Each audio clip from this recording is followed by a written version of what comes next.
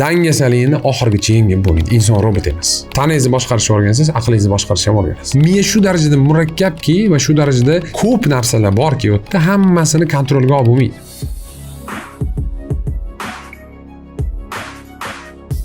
Xotirani rivojlantirish uchun sun'iy intellektdan foydalanasizmi? Agar javobingiz ha bo'lsa, qaysi sun'iy intellektdan? Endi avvalambor men sun'iy intellektdan qanaqadir mutaxassis emasman. Ya'ni havaskor holatda foydalanaman. Aynan xotirani rivojlantirish uchun lekin foydalanmayman sun'iy intellektdan. Endi meni holatimda ehtimol bu to'g'ri. Nimaga? Chunki men xotirani rivojlantirish haqida men uchun foyda beradigan yetarlicha bilimim bor. Ya'ni men nima qilishni bilaman, qanday tanlashni bilaman. Deylik, ertaga davron, davay jahon chempionatiga borishing kerak. Bormasang bo'lmaydi, hamma ishni yig'ishtirib shug'ullansa ham nima qilishni bilaman.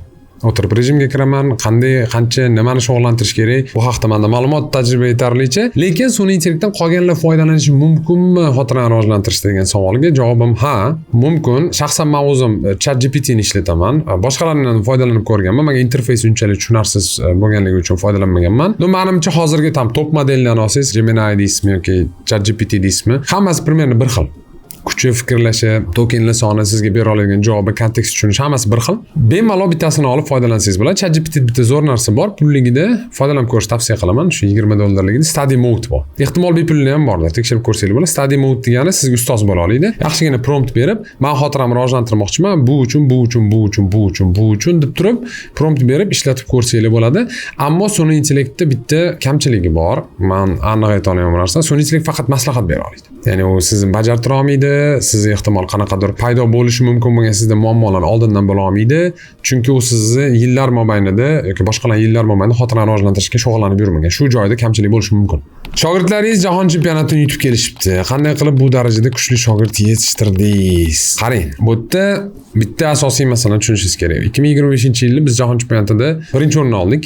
Umumiy zachotda, ya'ni overall skorda birinchi o'rinni oldi O'zbekiston. 30 ta bo'lishi mumkin bo'lgan medaldan 13 tasi O'zbekistonga keldi, olib keldik. Eslab qolish bo'yicha turli xil yangi rekordlarni yangilab keldik. Milliy rekordlar, undan tashqari musobaqaning ichidagi qo'shimcha rekordlar va hokazo. Asosiy bitta masalani tushunishlik kerak. Jahon darajasida kuchli xotirani rivojlantirish uchun birinchi o'rinda kerak bo'lgan narsa bu mehnat. O'tga borgan bolalar juda ham ko'p shug'ullanishgan. Ular Supermiya patogida, men Supermiya kursimda o'qishgan. O'z ustida ishlab davomiy ishlatishgan. Ya'ni siz misol uchun Supermiya kursini tamomlab, sirazu shu darajaga chiqmaysiz. Xotiringizni bir necha karra rivojlantirasiz, lekin bu darajaga chiqish uchun shug'ullanishingiz kerak bo'ladi. Komandada shug'ullanishingiz kerak bo'ladi. Battle'lar qilishingiz kerak bo'ladi. Bir-biringlar bilan turli xil musobaqalarda ishtirok etishingiz kerak bo'ladi. Va jahon chempionatiga borganimizda shu Mumbayda bo'ldi. Bolalar bunaqa daraja ko'rsatish uchun bundan oldin ancha-muncha musobaqani ko'rib qo'yishdi. Bu tajriba. Ya'ni misol uchun mendan ba'zilar so'raydi, Davron aka tug'ma kuchli xotirani ko'rganmisiz? Yo'q, men hali ko'rmadim bunaqa narsani. Bo'lishi mumkinmi? Da, bo'lishi mumkin. Bo'lishi mumkin. Kimgadir talant bor, yo'q emas. Men shaxsan bunaqa narsani kuzatmadim. To есть, meni oldimga kelgan odam odatda nol bo'ladi. Xotiram kuchli yoki og'aynim xotirasi kuchli, nimadir eslab qoladi, bir balo deb juda ham ko'p odam olib kelishgan. Test qilganimizda unaqa narsa chiqib kelmaydi. Ya'ni xolisona testda baribir xotirasi o'rtacha bo'lib chiqadi. Men xotirani bo'yga o'xshataman. Misol uchun, istalgan odamni meni 1,5 metrli og'aynilarim ham bordi, bo'y kichkina, bo'y 1,55 shunaqa. Meni deylik bo'yim pasti 1,90 ga yaqin, lekin men o'sha 1,55 kichkina deymiz, 1,90 ga yaqin bo'lgan insonni bo'y uzun deymiz. Bo'y uzun inson o'sha bo'y kichkina insondan 2 barobar bo'y uzun emasda. Men og'aynimdan 2 barobar, hech qaysi og'aynimdan 2 barobar bo'y uzun emasman. Xotirada ham xuddi shunaqa. Ya'ni qanchadan foizga kuchli bo'lishi mumkin tug'ma xotira, lekin karrasiga kuchli bo'lishi 10 milliontadan bitta odamda bo'lar balki. Kimdir ham tug'ilar shunaqa potensial bilan. Lekin men bunaqa insonni ko'rmadim. Minglab odam o'qidi Supermiyada, yuzlab odamni men offlaynda ko'rdim, o'qitdim. Millionlab odamlar shu bepul anaqalarga qatnashdi, bironta tug'ma xotirani ko'rganim yo'q. Shuning uchun to'g'ri mehnat qilsanglar, sizlarni ham xotirangiz dunyoda kuchli bo'lishi mumkin. Nima ish boshlasam yoki biror kitob o'qisam, boshida ishtiyoq bilan zo'r boshlayman. Keyin chala qolib ketadi, oxirigacha tugata olmayman. Tugatish xohlayman, lekin nimadir bo'lib yana davom ettirib keta olmayman. Bu yerda diagnostika qilish kerak. Ya'ni buni sababi ming xil bo'lishi mumkin. Bu narsani prokrastinatsiya deydi. Men prokrastinatsiyaning sababi, men prokrastinatsiya bilan anchadan beri ishlayman. Ya'ni prokrastinatsiya nima o'zi? Ishni keyinga qoldirish. Men prokrastinatsiyaning sababi emotsionallik deb o'ylayman. Ya'ni emotsionalni boshqarishni bilmaslik sizni emotsional tanlovlarga olib keladi. Ya'ni emotsiyada uylanib qo'yasiz, emotsiyada hamma narsangizni tikib biznes boshlab qo'yasiz, emotsiyada ishingizni tashlab qayergadir ketib borasiz nimadir qilgani va oqibatda bu tanlovingiz noto'g'ri bo'lish ehtimoli bor. Katta ham ko'pincha, ya'ni analiz qilinmagan joyda adashishingiz mumkin. Lotereya u. Omadingiz kelishi ham mumkin, o'xshab ketishi ham mumkin. Ko'pincha o'xshamaydi. Shuning uchun prokrastinatsiyani to'sishni texnikalari ko'p. Men misol uchun mana pastki izohlarga mana shu savolga binoan bitta havola qoldirib qo'yaman. O'tishingiz mumkin bo'ladi. Bu meni Telegram kanalim. Bu yerda как раз shu mavzuni bir razbor qilib turamiz, live'lar qilib turamiz. Asosiy masala nimadan iborat? Telegram kanal bepul qiziq, o'tishingiz bo'ladi. Bitta narsani tushunishlik kerak, sababini aniqlash kerak. Biroq o'tirib yozib chiqing, nima uchun menda shunaqa bo'lyapti? Ehtimol ortiqcha emotsiya ham bordir. Va ko'pincha ruhiy, aqliy qanaqadir qilayotgan xatolar siz jismoniy holatingizga borib taqalaveradi. Chunki jismoniy tanani ichidasiz. Buni chetlab o'tish imkoni yo'q. Mana jismoniylikka chetlab o'ta olmaysiz. Ruhiy, aqliy holatingizni jismoniy holatingizdan tashqarida rivojlantirish imkoniyatingiz yo'q. Bu dunyoda shunaqa. Iloji yo'q, chunki gormonlar, yeyotgan ovqatingiz, miyangizdagi boshqa jarayonlar, uyqusizlik, yana bir hamma narsa umumiy bari ta'sir qilaveradi. Baribir ruhiy holatingizga ta'sir qilaveradi, muvozanatdan chiqarib tashlayveradi. Shuning uchun birinchi o'rinda men o'ylayman, bu yerda jismonan o'zimiz baquvvat qilishimiz kerak. Sport. Hech qaysi dori hech qachon sport o'rnini bosa olmaydi, lekin sport ko'p dorini o'rnini bosishi mumkin. Ko'p narsani profilaktika qilish mumkin. Avvalambor o'tirib yozing, nima sabab, nima bo'lyapti. Agar lekin siz o'zingiz lanch bo'lsangiz, kuchsiz bo'lsangiz, sizda qanaqadir qiyinchilikka bardoshlilik bo'lmasa, emotsiyalar siz qaroringizga qo'shilayotgan bo'lsa, taningizni boshqarishni o'rgansangiz, aqlingizni boshqarishni ham o'rganasiz. Shuning uchun qaysi sportga chiqishni ham men tavsiya qilib ketay. Oddiy fitness bo'ldi, yetadi. Boksga chiqsangiz ham deylik, sparring tushish boshqa narsa kerak emas, men uchun zarar. Agar professional boksyor bo'lmoqchi bo'lsangiz, tushasiz, iloji yo'q. Shuning uchun birinchi o'rinda tanadan boshlang, ovqatingizdan boshlang. Yeydigan ovqatingiz to'g'rilaganingizdan keyin, taningiz to'g'rilaganingizdan keyin ehtimol bu muammo ham sekin-sekin pasayib boradi. Lekin bitta narsani iltimos hammanglar tushunib olinglar. Hurmatli kuzatuvchilar, dangasalikni oxirigacha yengib bo'lmaydi. Inson robot emas. Baribir qanchadir ham me'yorda siz eshikingga qoldirish odatingiz bo'ladi va bu absolyut holda normal narsa sog'lom odam uchun. Nosog'lom qanaqadir autizmga uchragan insonlar bor, ular deylik 100 ta tomdan iborat kitobni birinchisini o'qib qo'ysa, yoqmasa ham qolgan 99 tasini o'qiydi. Oxirigacha yetkazadi, ya'ni befoyda bo'lsa ham. Bu ham yomon. Ya'ni muvozanat saqlash kerak. Dangasalik qilib turish kerakmi-da? Ba'zida qilib turish kerak. Ishingizga ta'sir qiladigan darajada bo'lmasa bo'ladi. Meni miyamda juda ham o'zimga kerak emas bo'lgan fikrlar bor. Shularni o'ylashim, motivatsiyam va harakatim biroz tushirib qo'yishimga sabab bo'lyapti. Mana shunday ortiqcha siqilmaslik, ortiqcha o'ylamaslik haqida menga to'g'ri yo'nalish bera olasizmi?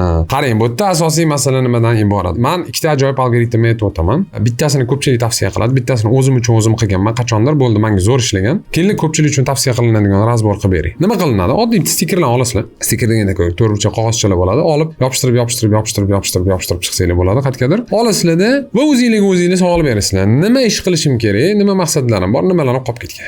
Yozasizlar. Bitta stikerga misol uchun, mana qanaqa ish qilishim kerak? Olib olasizlar. Mana g'oyam bor, olib olasizlar, yopishtirasizlar. Yopishtirib hammasini chiqarasizlar, vygruzka qilasizlar. Deylik, 3-4 kun mobaynida hayolingizga kelgan narsani stikerga yozib yopishtirasiz. Ko'plab 100-200 ta narsani chiqarasiz. Buni o'zi yordam beradi ko'pincha ortiqcha fikrdan qutulishga. Keyin olasizda haligi 200-300 ta narsaning ichidan juda ham muhim siz uchun qilishingiz kerak bo'lgan narsani bu yoqqa sug'urasiz. Sug'urib o'tirib bitta bloknotni ochib reja qilasiz. Mana shu narsani qanday qilib amalga oshirsam bo'ladi. Tartibga solish kerak hayotni. Lekin 100% ga ortiqcha fikrdan qutulish imkoni yo'q. Nimaga? Insonning miyasida 100 minglab turli xil kimyoviy reaksiyalar 1 sekundda sodir bo'ladi. Butun boshli bitta koinot bor boshingizda. O'tirib ishoning, odamzod fizika, koinot, pulsarlar, qora tuynuklar haqida ko'proq biladi inson miyasi haqida bilishidan qaraganda. Ya'ni asosiy masala miya shu darajada murakkabki va shu darajada ko'p narsalar borki, u yerda hammasini kontrolga olib bo'lmaydi. Tushundingizmi? Bu asosiy narsa. Ya'ni vygruzka qilib ko'ring, bir necha kun ancha yengillab qolasiz. Men o'zim uchun nima qilganman? Ya'ni ikkinchi narsa, men o'zim uchun nima qilganman? Men prosta o'zimni borimcha qabul qilib qo'yganman. Men islom qolish bilan shug'ullanganman. Diqqatim chalg'irdi, qanaqadir fikrlar boshimda bo'lardi. Uni qildim, buni qildim, o'xshamadi. Dedim. Endi shunaqa ekanman, dedim bu. By default shu fikrlar turaverdi. Men dal shu fikr bormi yo'qmi, xuddaligi tuflimga tosh kirib qolganda uni chiqara olmayman. Men endi chiqara olmayman, noqulay. Yurishim kerakmi? Yurishim kerak. Bo'pti, shu noqulaylik bilan yuraman dedim, yurib ketaman. Bo'ldi, o'sha tosh bilan yuraman. Qanchadan ham masofa yurganimdan keyin haligi toshni sezmay qoldim. Ya'ni katta ehtimol menda ham qanaqadir ortiqcha fikrlar bor, prosta e'tibor bermay qo'yganman.